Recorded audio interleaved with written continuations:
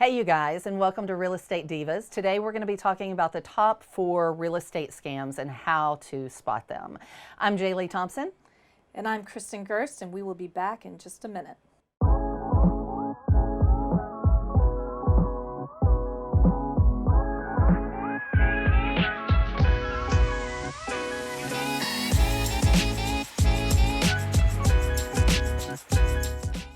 Hey you guys, welcome back. We are talking about the real estate scams out there. There are a lot of them. But today we're just going to hit on kind of the top 4 that have been brought to our attention over the last, or been the most popular over the last few years. And they are scary because every time I see that, especially, I'm sure you are aware of this with the amount of closings that you go to, and every time I get something from my title company, they're like, never ever send money directly to watch wire fraud. Fraud. In the wire fraud, all those things. So that's our first one that we're talking about, is the escrow wire fraud. That's where your title company or your lender is coming at you going, hey, here's the wiring instructions, send your wire here. Well, there's a lot of wire fraud out there. So now there's all these notifications at the bottom of every freaking email I got. And I just noticed that over the last couple of years that it's really gotten more prevalent. Well, I just have to think that there's a lot of people smarter than I am out there, because I'm not even sure how they accomplish it, but they do. They spoof these emails and you're thinking, oh, I've gotten this email from official email from my title company. It looks almost identical. And in fact, it is not. No. And they have a different routing number and a different bank account number on it. Well, I mean, it's one of those phishing scams. You and I, we all get spam mail. You know, that's one of the things that happens pretty frequently now. And it's usually pretty easy to look at the grammar's off. You know, if it's from Apple, you know, maybe that Apple looks a little bit weird. You know, I mean, like there are some slight variations and you're like, I don't think this is right. You know? And the first thing I do is I always go and I check that email address. Exactly. Because that email address is not going to be an official email. And so before you click on anything, and I've had it, then, you know, UPS, your UPS delivery can't be made. And I'm going, oh. Please click here. Please click here. Before you do that, check to see the email address that it's coming from. Exactly. And that's especially from anything coming from your title company asking for money. Yeah, anything asking for money, like seriously, check who it's coming from, because that's one of those things that I do the same thing. I go up there, I highlight the email, I make sure that it's verified. You know, if it's coming from Apple, it's gonna say Apple. It's not gonna be from some Yahoo account or, you know, some weird name, blah, blah, blah. It's gonna be very clean. If it's from your title company, it's gonna have your title company's name in there somewhere. It's best to kind of compare it to your past emails. If it's not coming directly from somebody that you're already familiar talking with, then you definitely want to make sure that... The other important note for this scam, you will never be asked in an email to send money to a wiring, to an actual bank account with that number in that body of the email. It will always be on a PDF attachment. Exactly. And now most of the title companies have gotten really especially wise. One, they want to communicate over the telephone with you. You want to call them directly. You call us. This is my number.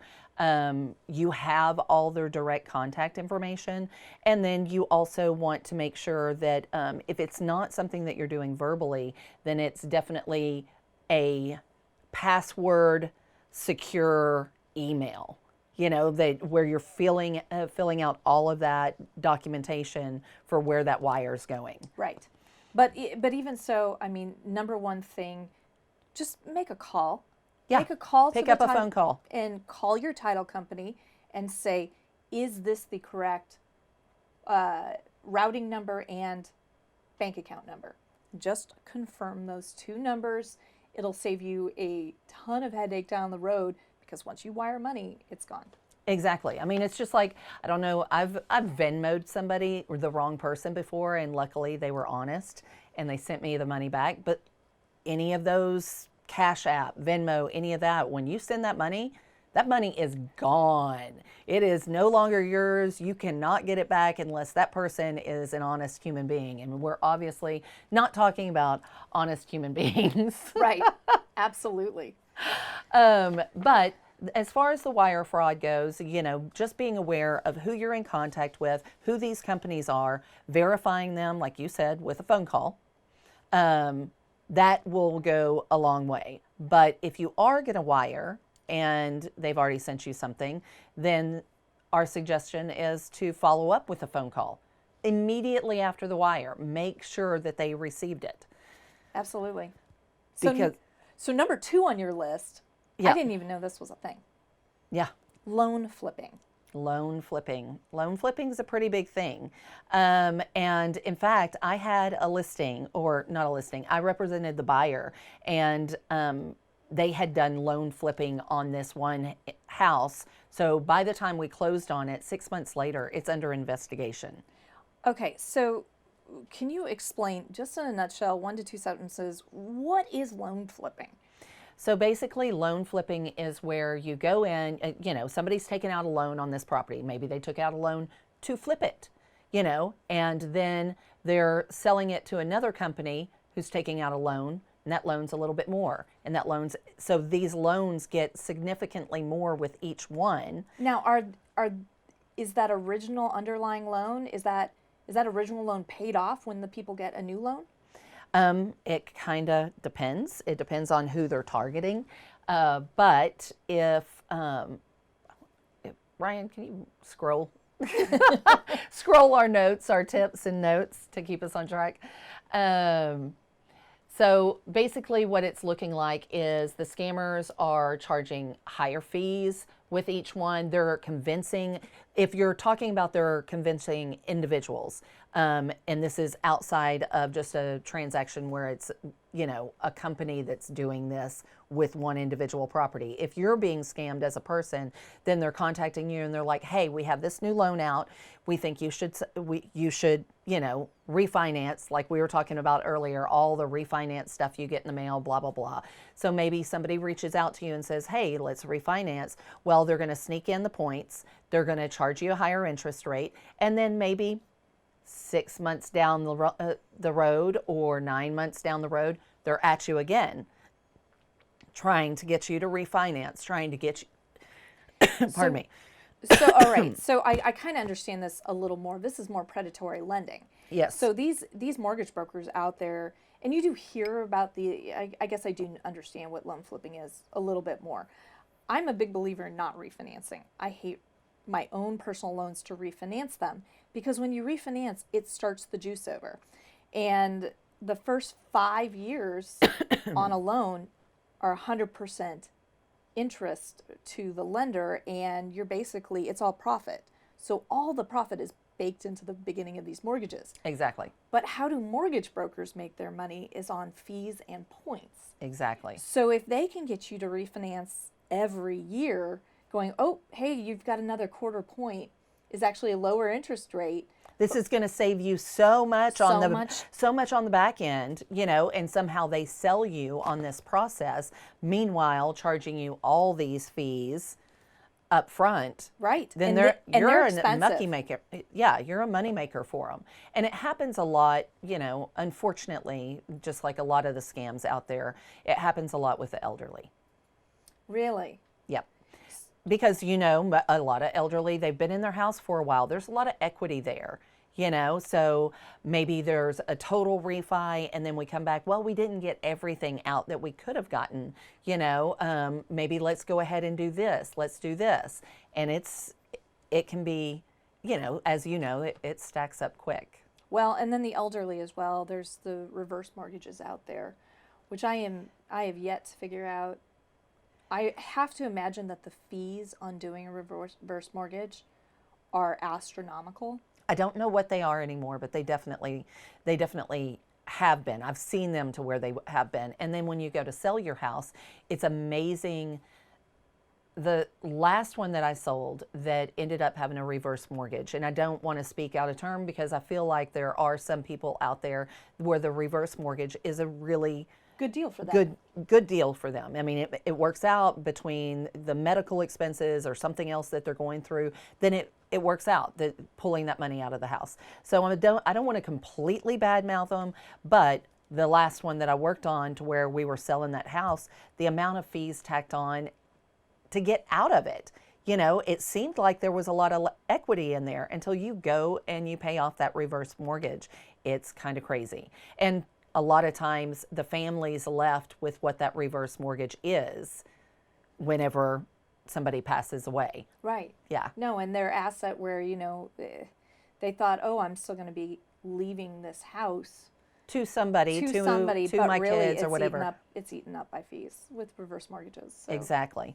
So watch out for your grandparents and your parents out there. You know, I know that as we get older, there's a lot of conversations that have don't open that grandma, or don't open that mom, don't do this. No, that's a terrible idea. Don't sit and talk about personal stuff to that stranger on the phone. She seems really nice, I know. If you want somebody to talk to, give me a call, give somebody else a call. But yeah, don't talk to the people that are trying to get that financial information out of you. And when it comes to refinancing your loan, for somebody who is a lender and that's basically all I do, when it comes to refinancing your loan, don't just ask, what is my interest rate being dropped to? If you're saving 1/4 of a point, do the math. If you're going to have $12,000 or $15,000 in fees, how many monthly payments is that? Exactly. How many years is it going to take you to recoup that? And yes, it's rolled into the cost of your loan and you don't really see it and you're not writing a check for those fees. But it's there. But it's there and Yep. it's eating up your equity. And how long will it take you to recoup that? So you need to go, okay, yeah, I'm only paying 3% for this refinance of this mortgage, but the points are so high that, and here's the other thing, they can disclose and say, oh, you're only paying 2 points. But then you have your underwriting fee, you have your documents fee, you have your appraisal fee, your inspection fee, all of these other fees that they roll in. And when you add up those dollar amounts, that could be 10 points right there. And Exactly. so you really need to make sure that you kind of just do the math. And it's not hard math. It's take that amount of what all those fees and points will equal and, divide it by your monthly payment to see, all right, I will recoup those fees and, it's an extra 5 payments or 10 payments that I'm making on this. Does this make sense to refinance? Exactly. And, and you and I have talked about it. We were just having the discussion right before we started recording, was refinancing, kind of the pros and cons. And there's a time and place to do it. There are advantages to using that tool, but think of it as a tool. And definitely do not go with somebody who's doing cold calls. No. Or sent you the email with the link, that you've never talked to before. So it can be very predatory. So just be aware that that's out there. And if it's a broker and not an honest to God lender, those brokers are making points with their fees or they're making their profit are those fees and points. Exactly. And then they're going to sell that mortgage. Sell it off. Going to the next.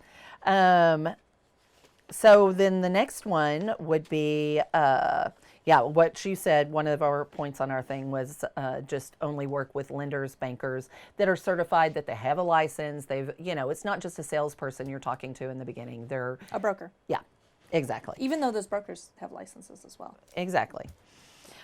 So the next one is the foreclosure relief. People offering their services for foreclosure relief. This gets really, really sticky. This is when somebody's coming into your home or contacting you going, I see, because that is, a lot of people don't realize that becomes public data. Once you go into default, that starts to become public data. You're on pre-foreclosure lists. That's why you start receiving a lot of stuff in the mail. That's why you start getting phone calls and you get solicited for this relief. Not all companies and people are created equal, and not all these people are willing to help. They're not there to help you out. Well, and you're not only getting hit up by investors or shady individuals, you're getting hit up by bankruptcy attorneys Exactly. who are saying, go save your house from foreclosure by filing bankruptcy. They are only going to tell you all of the great things about That bankruptcy can do for you. but Yeah. they're going to omit the fact that you have that on your record for 7 years. Yep. And Exactly. you're basically viewed as this credit criminal felon. Mm-hmm. Because nobody wants to lend you money after that point.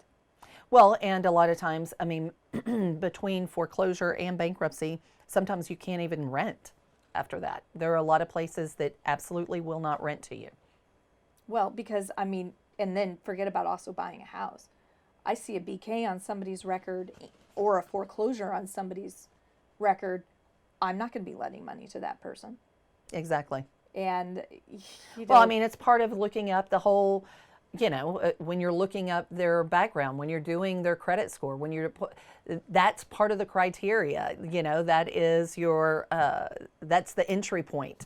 Is you've got to have that record that shows that you're willing to and are able to make payments and keep up with them.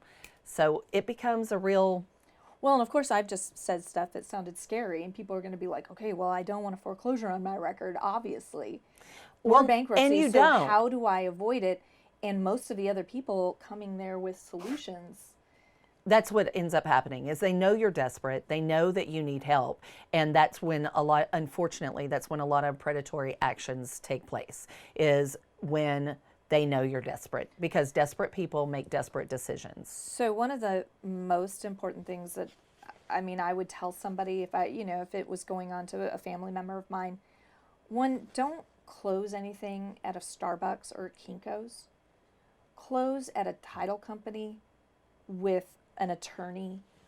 And that goes with any real estate transaction. A lot of transactions are, just done at a kitchen table. That's not a legal transaction. Well, so I will say, because I have done short sales and things like that, so working with a licensed individual definitely helps. And, whenever I was working with Daniel and we were doing a bunch of short sales and going to people's homes and explaining to them, this is what we can do for you to try to help. But that was a situation where, yeah, we're offering help, but we're not scammers. I've got a license that I could lose, but not everybody's that forthright. Well, and there are a lot. And short sale, I'm going to put short sale in the pre-foreclosure bucket, which is what this is. Exactly. Not everybody. I mean, I've done some short sales before as well. They're beat down. I won't ever do one again. I'm just going to hand it off to a professional. Yep. But I've done them. And, yes, I'm an honest person. I don't have a license. Yep. I'm a real estate investor. Do I know how to do it? Sure. Absolutely. Am I going to be one of the bad ones out there? No. But remember, your house is worth money. But again, this is, any real estate investor, if your house needs a ton of repairs, you can't sell it on the retail market. You need to do something different. And there are sources out there. We're not trying to discourage anybody from looking into these sources, because obviously these are a lot of investors and people that we know that are out there doing this sort of thing, of helping people get out of their foreclosure situations, or trying to put them in a better place, but all the while getting a house that they can then flip and make money off of. It's okay to be doing that and also be able to make money in that industry. What we're talking about is do your due diligence. Don't just let somebody come in off the streets and say, hey, look, I can take this off your hands. I'll take it off your hands. Just sign these papers. Know what you're signing. I don't know how many times we've said it, like read. Always the paperwork. read the document. Read the paperwork. Take a minute. Yeah. They'll let you sit there and read for 5 minutes. It's not like you're not asking, oh, can I take these? Legitimate person is going to allow you to sit through, take as much time as you need to read it. help explain it. And it will explain every paragraph to you. Exactly. Whereas somebody a little less honest is going to try to rush you through that process and go, no, we don't have time for that. Look, just trust me. It says blah, blah, blah, blah, blah. Hey, just trust me. And that right there is one of my biggest indicators is anybody that says, just trust me, I'm out the frickin' door. I don't trust anyone that tells me or asks me, just trust me. Right. No, don't trust me. Do your own due diligence. I'm out the door and I shut off and I don't invest money with anybody who tells me it's 100% guaranteed and foolproof. Well, yeah. I'm like in real estate investing. I'm like, if you have somebody that shows up at your door who claims they have never lost. Yeah. I mean. Yeah.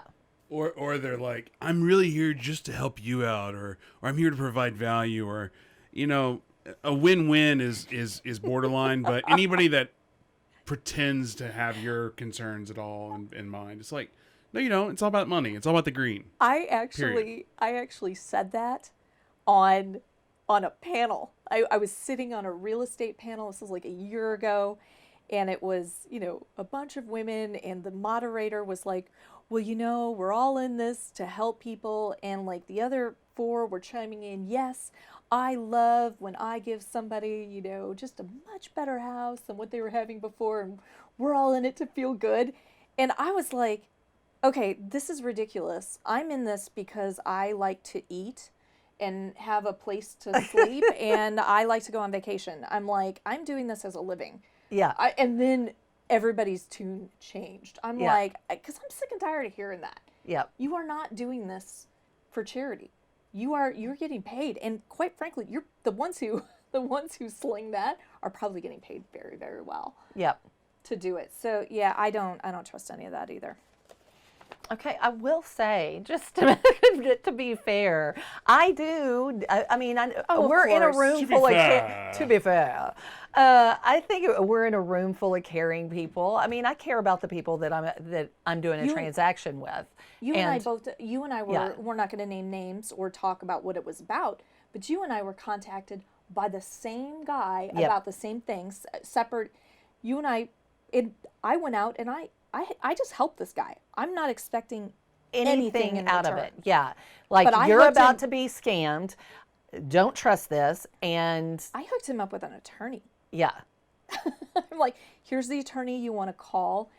Okay, this is what I provide for that service. So, this is not legitimate what you were being sold. I mean, this is a very bad. You're going to lose money and probably immediately going to lose money. Yes. And I'm like, you need to get out of this, and you need to not do this. That being said, just so y'all don't think that we're all just money. No, we aren't. Yeah, and you know what? It is a business. It is a business, and they are there on business. So anybody that's claiming, I'm just doing this out of the goodness of my heart, they are not. That's all the only reason that they're there for business. Right. And then I cannot stand anybody that uses religion as like that is one of my biggest pet peeves. Mine too. In fact, if I am handed a business card that has that Jesus fish on it, I rip it up, boom, and I literally put into my phone, I will not use this person. Well, do not answer Jesus fish. How many times I don't like that. I don't like you want to do business doing with a me? business. Pencil in some feet on that Jesus fish. Yeah, I'm like, I don't even get it. I know, I understand the thought process of originally why people started doing that, but it has gotten so out of hand, and that's typically where most of the scammers Everybody sit. I have ever been scammed by had a Jesus fish on there. Yeah, I was gonna say on their business card. If there's a religion tone to it, and I don't want to take away from anybody's actual whatever beliefs, but when you're putting it out there for that, it's like, yeah, you're definitely trying to scam somebody. Definitely. Well, yeah, you're trying to build that faith. Put faith in me like you put faith in your religion, because I'm telling you I'm religious. Yeah. Well, freaking anybody can tell you they're religious. Like don't. Oh, that grinds my nerves. Well, right. To me, it's not so much grinds me. It's just I'm more annoyed by people that fall for that than the person that. because the scammers are going to scam. They're going to Conners find are going to con. Yeah, they're But finding the best con. The suckers, I feel bad. I don't feel bad for the suckers. I'm You more mean annoyed. when they go, oh no, I like him. He's a Christian. He's a good No, man. I don't. And he's It's not not even gonna take about advantage that. of me." It's just Unless you know them personally. It's annoying when people get. I got to taken tell you, advantage even of. if you do know them personally, Unless you know them personally and personally know they're a good Christian, then I know- don't take somebody's word for it. I know a particular investor, very experienced, well-known investor here in Dallas, and he uses his church. Yep. And I know he has taken advantage. I personally know he's taken advantage of some of the members of his own congregation. That's crazy. And like it that just just happens- that irritates me so bad. And I don't care what religion it is. It just freaking irritates me because that's like we just mentioned. Like that's usually a red flag for me. That means that you're not probably on the up and up. Right. So you see a Jesus fish, you run. The takeaway from They have today. They have a Jesus fish on their bumper. Secretly, I rip those off, break it, and then run away. Oh my gosh. I think we might end up with a little hate I'm gonna comment get on hate this mail. one. I'm gonna get hate mail on that one. They're gonna be like, "Are you the one that ripped my Jesus fish off my bumper?" Oh my gosh. Well, we didn't mean to go off on a tangent there, but apparently we did. But I mean, with the amount of experience we have in this room, I would say there's some legitimacy there that we've all experienced, in all different realms, that there's a correlation that everybody needs to be aware of. I do just want to throw out one caveat. To that, if there's like a mid-20s, early 30s, just gorgeous, successful female that's super religion, me too. I love Jesus. All of a sudden, you're I have all the fish on my truck. So don't. Did this just turn into a dating show? Please. All I'm saying is, you heathens that are on camera right now, You heathens. don't associate my Ryan Harper with the heathens. Oh my gosh. But mid-20s, early 30s, forget- gorgeous and successful. Oh, okay. Well, I'm glad we got that little plug out there. I always love the ones where I was at somebody's office, and I'm waiting. I'm waiting to talk to them, and they got some good tunes, right? Yeah. I'm like, God, this is good music. Boom, boom, boom. And then all of a sudden you realize it's all Christian rock, and you're like, oh no. I've been jamming out. I've been jamming out, and I'm like, yeah. Like, what a great tune. Well, so that's basically what we're talking about when it comes to foreclosure relief. There are companies out there. Use them. There are legitimate companies that will do right by you and really keep that foreclosure off your record. Which is what you want. And so if you can find somebody, a legitimate company, if you need help finding legitimate company, legitimate wholesaler, legitimate, just any of that, then feel free to drop us a comment, send us a question, something like that. But there are legitimate companies for it. But do your research, read that paperwork, because there's some shady business out there. You are signing over. Yes, I know you're not sleeping at night. Yeah. And you got to get out of that mortgage, and you cannot make that payment coming in a couple weeks, and you just don't know what you're going to do. Don't rush out the first person that comes. Don't rush out the first person, and then also don't put your head in the sand. That's the biggest thing, is people put their head in the sand and then they wait until they're till they're going to be foreclosed on in 2 weeks. Don't do that either, people. Like, we've got a whole nother show on that one. Do not do that one. Right. All right, so your last one, which I've got one more just to add, a fifth one. Yeah. But rental scams. So the rental scams, that's kind of a big deal. It's something that happens, especially for people moving state to state, and you're doing it sight unseen. You're trying to get into a place, have something secure that you can move into, and people are listing these properties on Craigslist, on Facebook, on all these other websites. A lot of the rental websites. And they have absolutely no, So firsthand, what this looks like, Yeah. especially as a short-term rental landlord, Mm-hmm. which I am, I often get primarily on VRBO, Mm-hmm. primarily on that site. I'm not sure about that I've ever gotten one on Airbnb, but VRBO all the time. The script usually reads, "Oh, I'm interested in this. Are these available?" If they're asking if your dates are available, okay, and it's on something like VRBO and it's a set calendar and you've got your calendar published, red flag should go up right there. Then you're going to reply, "Yes, those dates are available." Mm-hmm. And then the next thing they go, "Great, my company is going to be paying for this vacation." I'm like, I don't even know any companies that pay for vacation. They might pay for business travel. If they are paying for business travel, you're not going to be accepting a personal check for that. Yep. And do not be desperate and go, "Yes, I'm going to rent this property for you for, a month," and you're all excited about that, or 3 months or 6 months. The last one I got was for 6 months, and I was all excited about it. Yep. And then I realized it was a complete scam. And it came on a different site than VRBO. It came on a site that I had to accept payments off. And I just said, "I accept wire transfer." And they're like, "You won't accept a company check." And it's always a company check. And I'm like, absolutely not. Nope. No, I'm not an idiot. The one on VRBO always has the same script. So now, as soon as I see it, I usually reply, "I do not accept checks. Go get a job, you scamming loser." Is now my set response to that. That's funny. And I've actually gotten a guy to respond to it and be like, "Do you have a job for me?" And blah, blah, blah. Oh my gosh. No, because this is a complete scam. Well, I mean, there's that scam. So that the rental comes from both sides, though. So the rental scam comes from the side of somebody trying to rent, and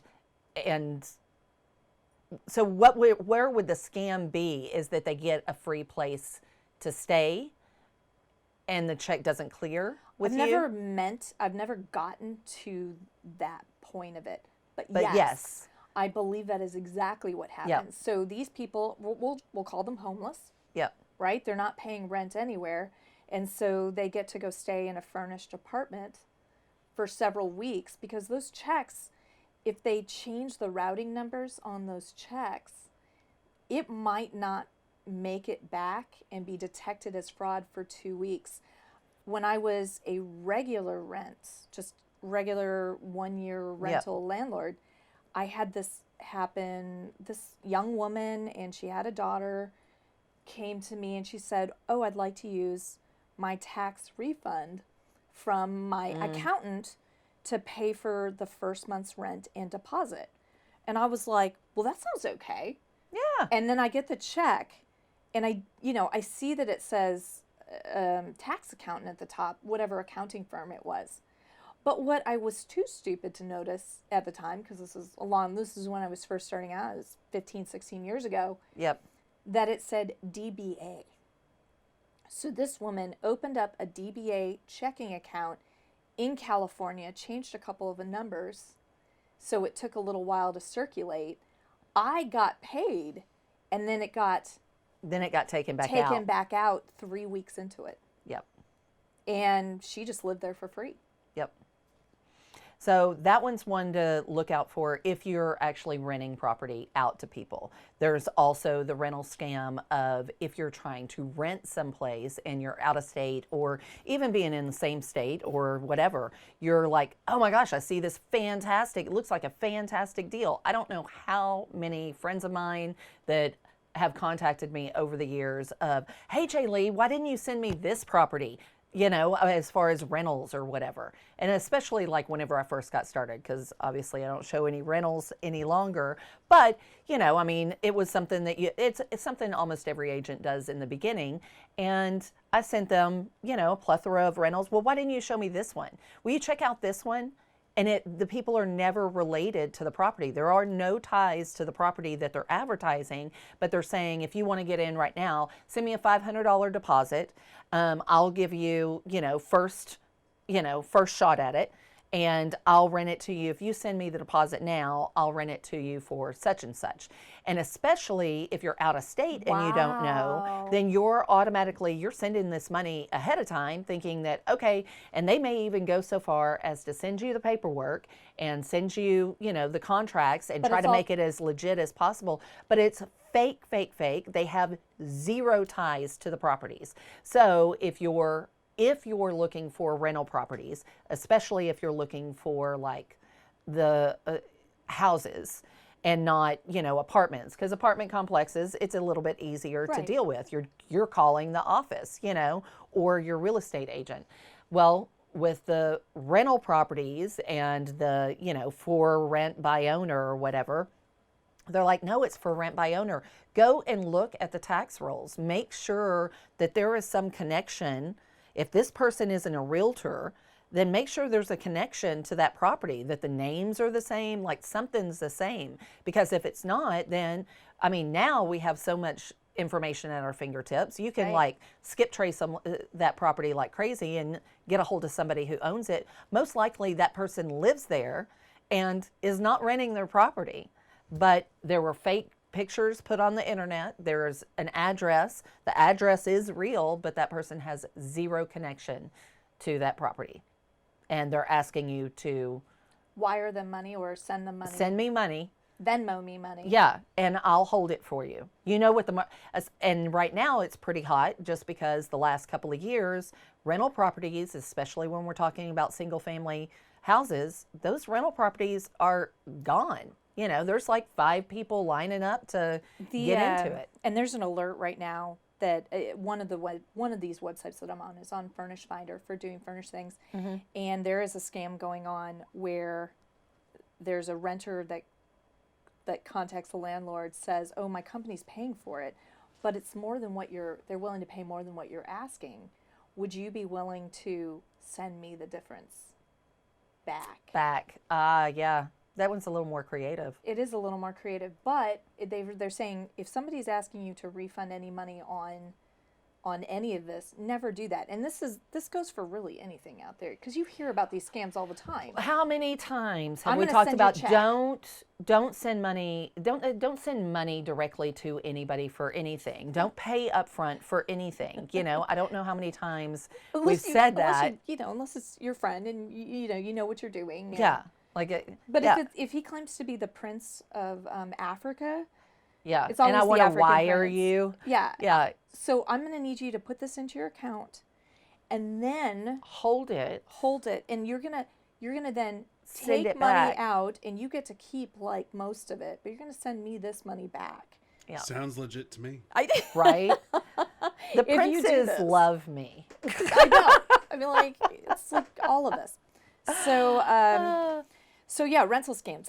Those are out there, and the last one that's pretty interesting, if you're getting involved in a real estate transaction, always use a title company, especially this one in lender that I was talking to. She says, well, do you do a chain of title when you're buying property? Yep. And I said, I rely on my title company to do title searches and to look at that and to make sure that title is clean. And she said, well, one thing I like to do is I want to see that chain of title on that history of the property, because she goes, I once had somebody who wanted to buy this property, but I noticed that their name was mentioned several times, and there were 240 lines on the Are you kidding chain me? of this property. At 240. I mean, think Wow. about that. Now, granted, you've got warranty deed, deed of trust, release of liens out there. So that's like 3 major ones, but that would still be like 80. Yep. 80 times that property has changed hands. And if you go in and look at that and see that it's kind of the same person or the same corporation, that it's constantly, maybe they will take the property back, they won't pay their mortgage, but then they sell the property into either a trust or to this other person who doesn't have a similar name that looks nothing like it. They bankrupt, right? This Yep, one yep. group bankrupts, the lender loses their money, then they go back and do it all over again. Yep.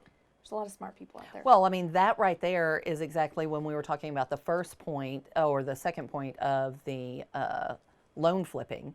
That's exactly Straw what buyers.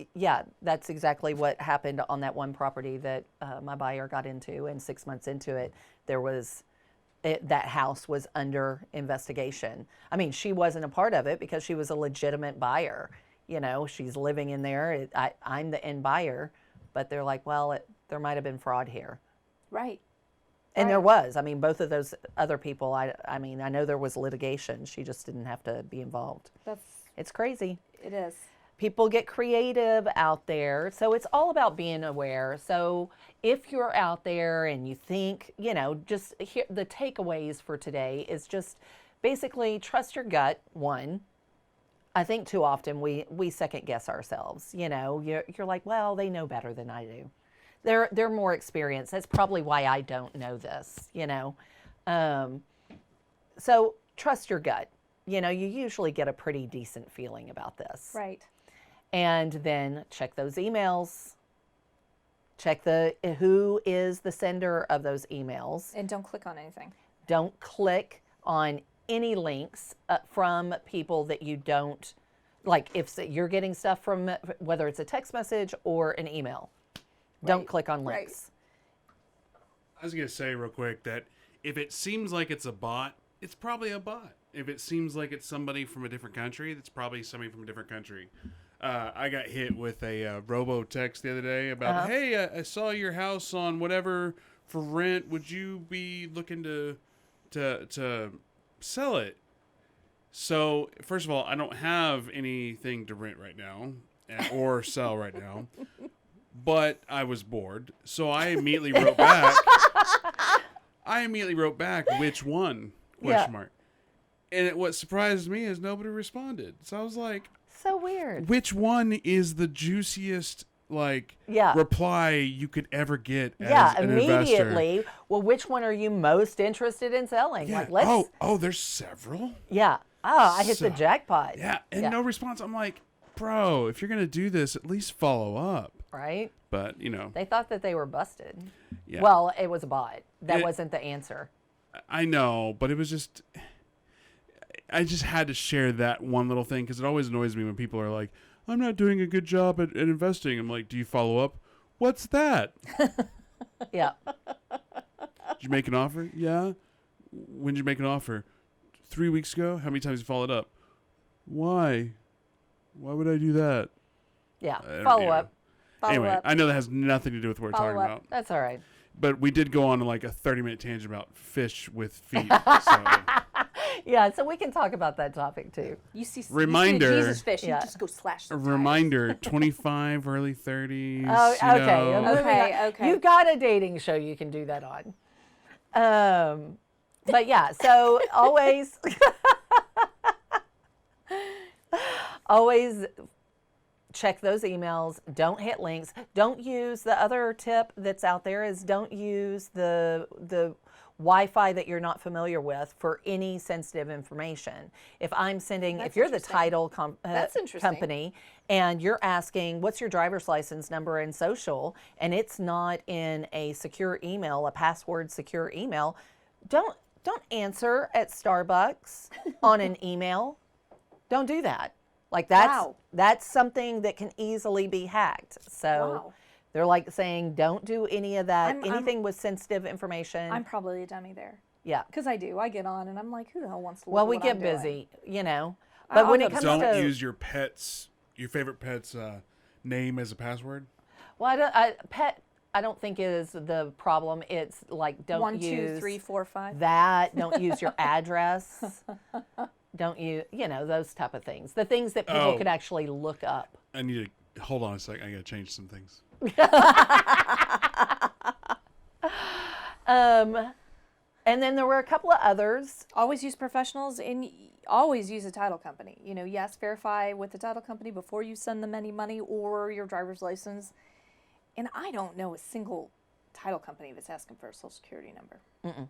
No, your lender will, most definitely. Right. But that's going to be in a secure website or And email. it's going to be on your 1003B application. It's not going to be rando in like some email. Text it to me. Yeah. It's not going to be a text. Yeah. And if you suspect that a scammer is trying to target you, then, like we said, that don't open anything, but you can contact your local police.